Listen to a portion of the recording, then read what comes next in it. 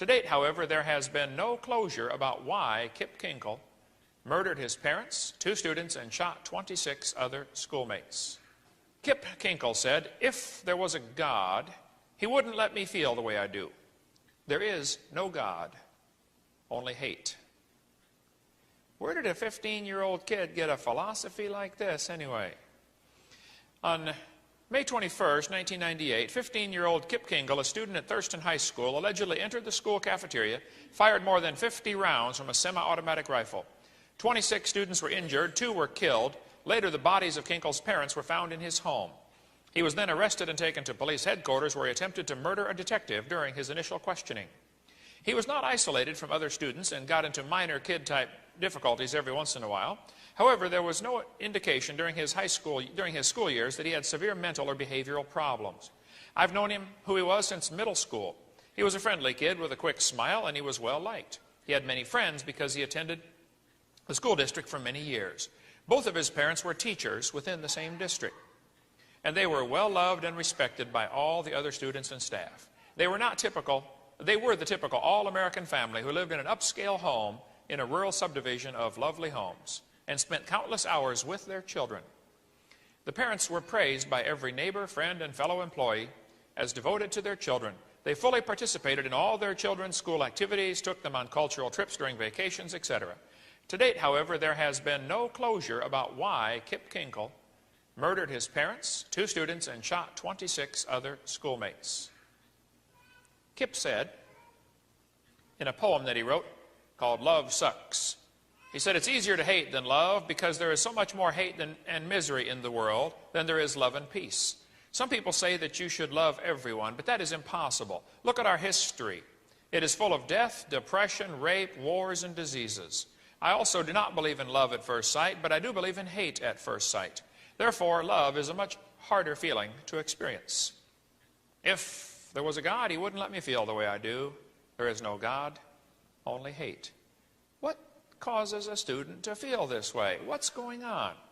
At Columbine High School, the kids that did the shooting, this article came out in Rocky Mountain News. They said their clothes may give a clue to the thinking of these teenagers.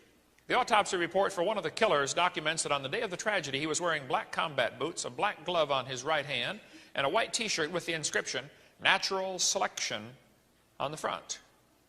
This kid was a real strong believer in evolution. Right after the Columbine shooting, almost instantaneously, 5 more students from within the Springfield School District were arrested for threatening to murder students, principals, or teachers. In the adjacent school districts, more students were arrested for violent threats. And in one case, an elementary school boy shot 5 of his classmates with a BB gun while they were playing out in the yard. Folks, what's going on? What I want to try to do in this seminar is give you a more clear picture of what kids are being taught, why they believe the way they believe, what's in these textbooks, and how the evolution philosophy is really responsible for a lot of the things we're seeing in our society today. I taught school 15 years. I have a PhD in education. I've now spoken on this topic to about 700 times a year for the last 13 years. This is an active study of mine. I really, really want to help. I go visit prisons all the time. I went and visited the 2 boys in Arkansas that shot everybody in Arkansas. I sat across the table for 2 hours and talked to those boys. Our ministry donates thousands and thousands of dollars worth of materials to prisons and to prisoners. We're putting our money where our mouth is, okay? We would like to help. I would like to give you my unbiased opinion of what I think is causing the problem in our society. Fred Hoyle, a famous British astrophysicist, said, "I am haunted by a conviction that the nihilistic philosophy, which so-called educated opinion chose to adopt following the publication of The Origin of Species, committed mankind to a course of automatic self-destruction. A doomsday was then set ticking." Well, Fred, I agree. Most of what we're seeing today really started 150 years ago when people rejected God. See, there are 4 great questions and 2 ways to answer them. Who am I? Where did I come from? Why am I here? Where am I going when I die? Evolution tries to offer 4 answers to those 4 questions. Creation offers an answer to those questions also. See, If creation is true, there are two ways to look at the world. Some people look at it and say, wow, it's incredible design, there must be a designer. That's the creation worldview. Other people say, nope, just evolved all by itself. The Bible says God created the heaven and the earth, but some people are able to look at this world and say with a straight face, you know, there's amazing, it's a big bang, made this from nothing. That's the humanist worldview. See, humanists put humans in God's place. They say man is God. Humanists regard the universe as self-existing and not created. That's the first plank in the Humanist Manifesto. Interesting. Evolution is the foundation for humanism. This fellow wrote a book, and in his book he said, do humanists believe in a supreme being? Emphatically, yes, that supreme being is man.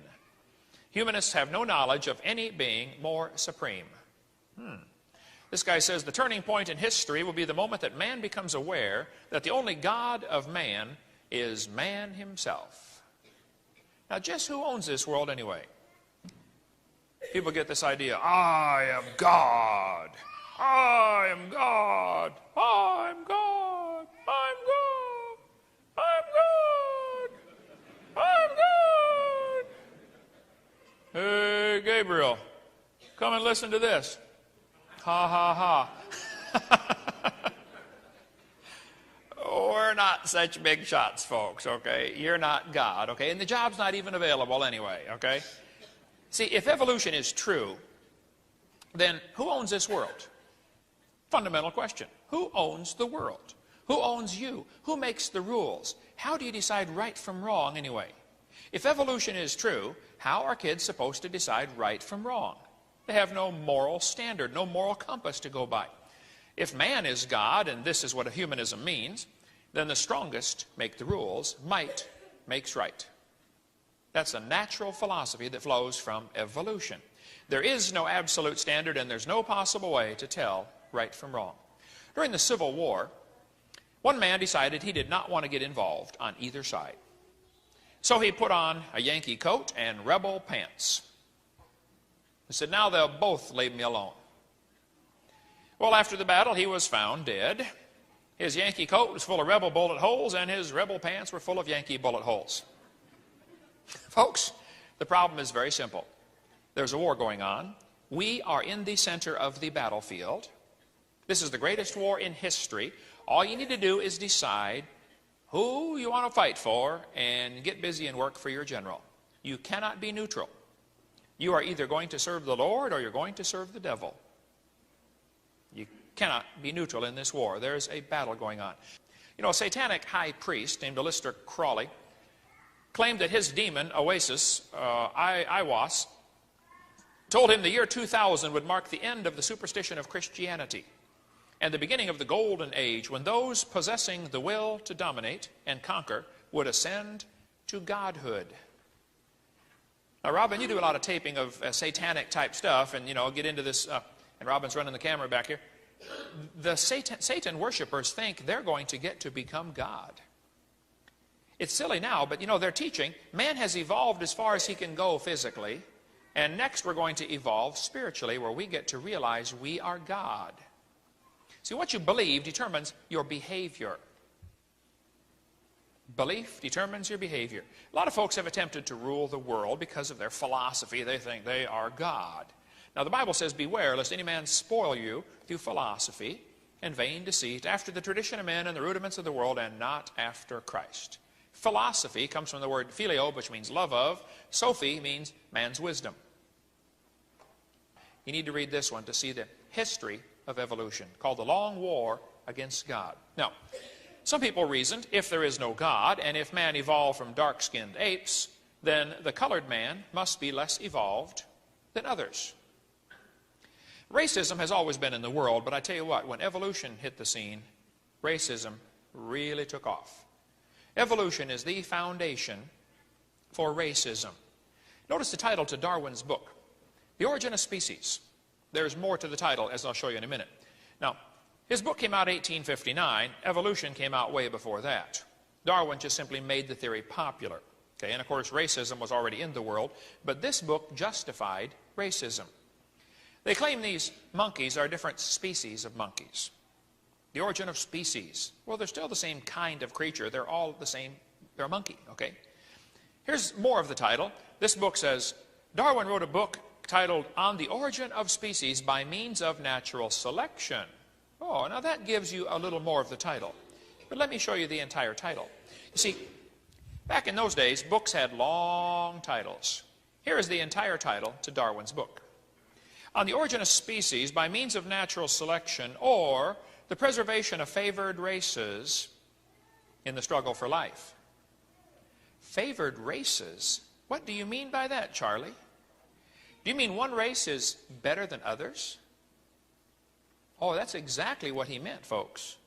Darwin was a racist. He thought natives were just advanced animals. Here in Darwin's book, he said on page 243, thus from the war of nature, from famine and death, the most exalted object we are capable of conceiving, namely the production of higher animals. Who are these higher and lower animals? Interesting.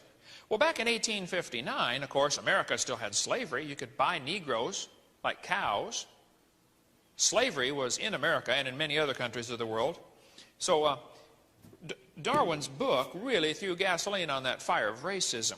Henry Fairfield Osborn was the curator at the American Museum of Natural History in New York. He said, the standard of intelligence of the average adult Negro is similar to that of the 11-year-old youth of the species Homo sapien.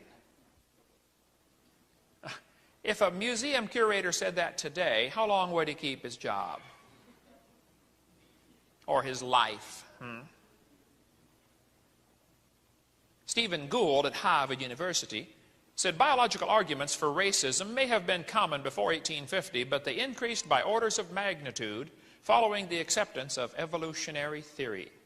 Thomas Huxley's the guy who got everybody believing in Darwin. Huxley said, no rational man, cognizant of the facts, believes that the average Negro is the equal, still less the superior of the white man.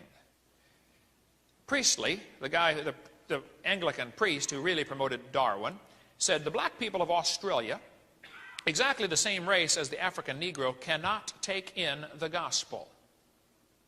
I ran a bus route for 17 years in all black neighborhoods. I have brought thousands and thousands of black people to church and to Jesus Christ, okay? And I loved the ministry. Much friendlier folks than many, okay? You go knock on the door, they invite you in, you sit down for supper, and you're sitting there eating. By the way, what's your name? I mean, it's really a neat society to work with. I loved it. He said they cannot take in the gospel. All attempts to bring them to knowledge of the true God have as yet failed utterly. Poor brutes in human shape, they must perish off the face of the earth like brute beasts. This is an Anglican priest. Now see, the scientists rejected Darwin when he came out. His book was written, the scientists said this is a stupid theory. The preachers and the priests, especially in England, accepted Darwin and started preaching Darwin from their pulpits. And it was the preachers that accepted Darwin before the scientists did in 1859. Some people thought the people in Australia were a classic example of a missing link because their jawbones are bigger than average humans. And they said, see, this proves they're a missing link. Well, the reason they have bigger jaws is because Aborigines wander around in the outback. They don't want to carry a toolbox with them everywhere they go. They're a nomadic people. So they use their teeth as a vice. They're going to clamp down on a tree branch to strip the bark off to make a tool or something. They're constantly using their jaws. Not just for talking, but really, really hard use on the jaws, which makes the muscles get bigger. And any bodybuilder can tell you the bigger the muscles get, the bigger the bones get. Bones grow in response to muscle growth.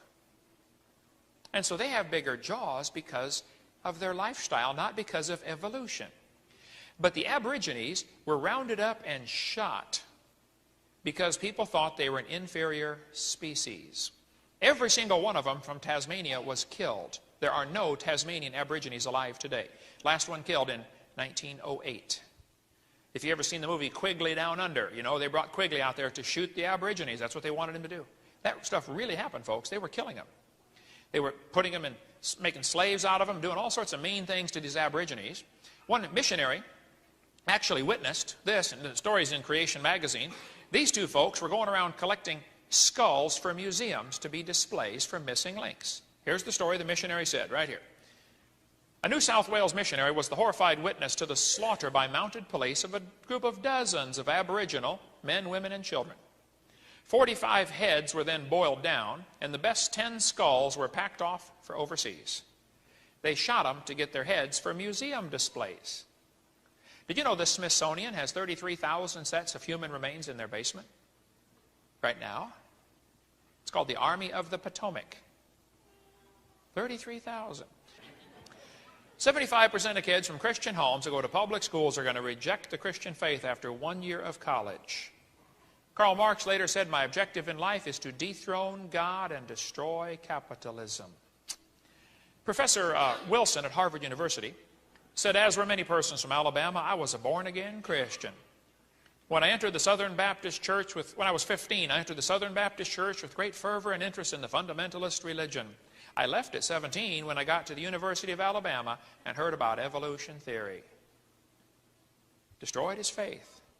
Scott wrote me this letter and said, Dr. Owen, until I went to college, my faith in God was sound, but my college history class helped to destroy that faith. I started to doubt the Bible and God's Word. I even started to doubt Jesus Christ was truly God's Son and that He died and rose for my sins. My best friend showed me your tapes, and I was in awe of what I saw. Everything I thought I knew about life was changed.